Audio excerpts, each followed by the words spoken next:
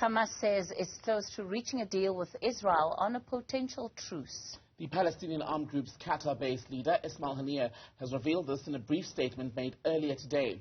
Hamas and the Islamic Jihad sources say that Doha and other mediators will give details of the deal once there's been a final agreement.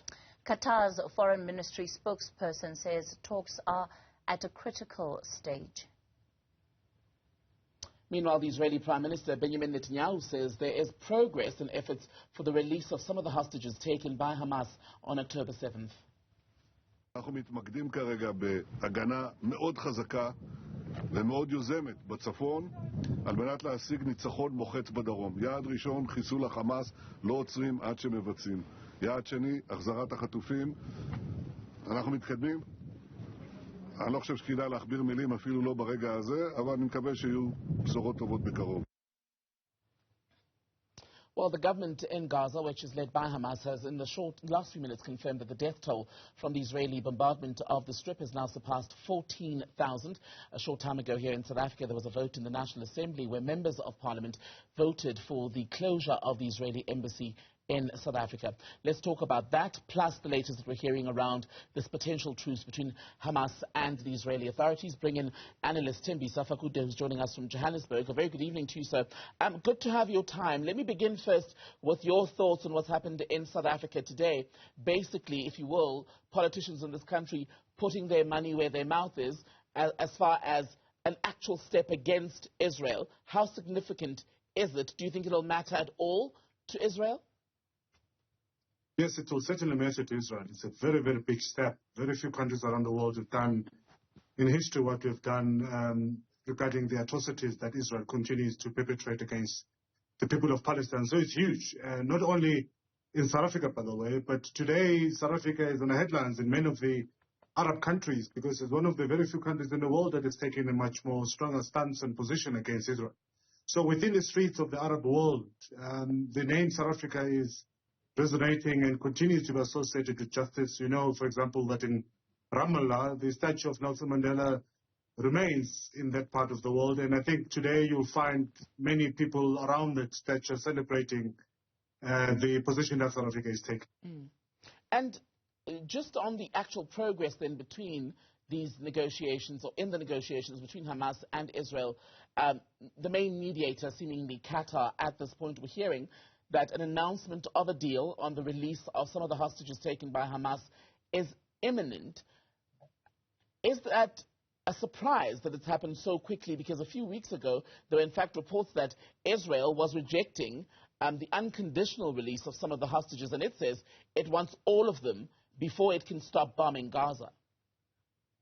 Well, I think it's not a surprise for some of us who've been observing Israeli actions against the Palestinians. Of course, they had to reach a certain number in terms of casualties and deaths so that they can justify to their own people that they've meant business when they said they were going against Hamas. So it has to be numbers versus the agents of negotiations, and I'll argue that the reason why we're seeing these moves between the Qataris and the Israelis, of course, notwithstanding that the Qataris continue to be influential in this regard, but Israelis have to an extent reached their quota in terms of the number of people they could kill in order for them to commemorate or to compare the numbers that were killed by Hamas on 7 October. So they've almost reaching their target, which I will argue that is almost 15,000. They're almost reaching their target, and for them it's a good justification to go back to say mission achieved, plus coupled with the destruction of property and infrastructure, it gives them a bit of a good report back, particularly to those Israelis who wanted to see proper punishment, in inverted commas, of the Palestinians for what they did on October 7th. But can it really be mission accomplished for the Israelis when you consider that going in on October 7th, Benjamin Netanyahu was unequivocal, saying that the mission was basically to rid Gaza of Hamas, and that the region as a whole would only be safer if Hamas had been completely obliterated? Because even in the language that is being used today, they're saying, in fact, the negotiations would do more with pauses than a full-on ceasefire. Well, you can never eradicate Hamas. Hamas is a movement that runs a number of organizations in Gaza. It's part and parcel of the civil society in Gaza. So what do you mean by eradicating Hamas? It means that you'll be going against mosques, you'll be going against civil society, human rights organizations, and all other civil society platforms in Gaza. So it's almost impossible. It was not a correct statement for him to make, and unfortunately the Israelis believed him.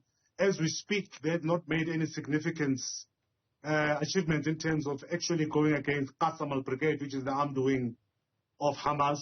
Most of Hamas leadership is not in Gaza. Most of them are in Turkey and in Qatar and other places around the world. Mm-hmm. So what did he mean really when he said he was going to go against the top leadership of Hamas? In fact, when this happened, the current Prime Minister of Gaza, Ismail Haniyeh, was in Istanbul. So we don't know what really he meant by saying they're going to go and eradicate Hamas.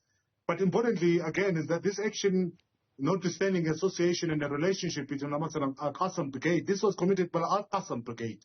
And we hardly heard him talking about Al-Qassam Brigade, because Al-Qassam Brigade is the one that's actually pushing back and fighting the Israelis in Gaza. And we haven't had any of them being killed or captured. Instead, we do see videos emanating from that grouping suggesting that they're pushing back at the Israeli soldiers, and they are killing a number of them. So the statement that was made initially did not make sense to some of us who've been observing this very closely. But importantly, we knew that it was all about numbers. He had to go in, create the havoc and destruction that is created, and kill as many as he could so that he can go back and report back.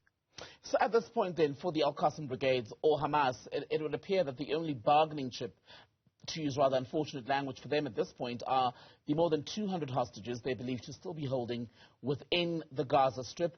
The exact location still unknown, even as the bombs continue to drop from Israel into Gaza.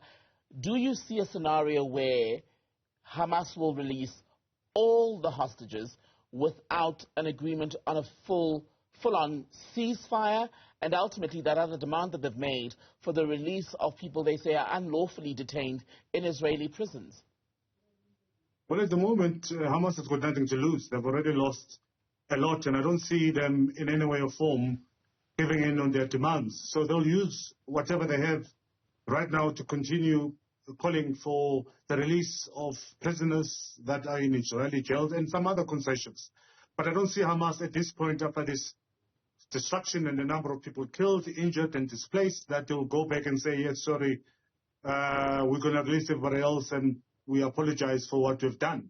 I think they'll take this opportunity, coupled, by the way, with the pressure that Israel is under from the international community. If you look at the social media on a daily basis, Israel has certainly lost the PR war. Many people are in support of the Palestinians because of the horrific pictures we continue seeing on television. So Hamas, to an extent, is on the upper hand here, and they will use that to negotiate. By the way, it's not only the hostages that are kept in Gaza, but they've also managed to take some of the corpses or the dead bodies with them. And as you know, Israel has always insisted, or sometimes do negotiate, for release of a number of Palestinians for a dead body. This is how they respect the Palestinian life. So Hamas knew that, and they've not only taken hostages alive, but have also taken with them some corpses and dead bodies. I'm looking at some other news lines while we're speaking. In fact, the Reuters agency quoting a U.S. official saying that the hostages released today, if it does happen today, would mostly be women and children, with 150 Palestinian prisoners freed by Israel in exchange. And the Israeli Prime Minister Benjamin Netanyahu has now basically summoned members of his cabinet ahead of this expected announcement. One of the other issues, the other questions, in fact, about this conflict is what is going to be the future of Benjamin Netanyahu. There's talk of a Hamas-free Gaza, but is he going to survive this, Netanyahu, politically in Israel? Can he stay in position? Well, there's no way he's going to survive this. That's my suspect. One, before this whole thing started, he was under pressure because of those ongoing protests in Israel calling for him to resign. Two, he's facing serious criminal charges and legal challenges personally, and is likely, therefore, to go to jail if he does not continue with this havoc that is created in Gaza. Number three is that the whole world is now, at least the civil society, is calling for him to go and face music at The Hague because of the war crimes and the crimes against humanity that we've seen unfolding in front of our eyes in Gaza. So it's going to be very, very difficult for him to have a normal day henceforth. He's likely to face all sorts of challenges. And I think as soon as dust settles in Gaza, he's likely to face the vote of no confidence. Israel is likely to have a new leader, not only because of what I've just mentioned, but the huge embarrassment that they find themselves in. I mean, this is supposed to be the most safest and having the most sophisticated weaponry and whatever else that deems people safe. And here you are, you had a group of ill-equipped militants coming from Gaza who have been blockaded from 2007, managing to roam inside Israel for at least 6 hours undetected. So he deserves to be fired because he felt he was sleeping on the job, notwithstanding, of course, what the other factors that will lead to his ousting, as I've stated earlier on. Thembisa Fakude, good to speak to you about the situation in the Middle East, where we're hearing that there's going to be an announcement soon on the release of hostages. The Reuters news agency saying at this point there'll be the release of about 50 of these hostages taken by Hamas on October 7th, mainly women and children. Interestingly, though, they say what they're hearing from U.S. officials is that about 150 Palestinian prisoners will be freed in exchange. Now, whether that will be the announcement, we'll only know once both have confirmed.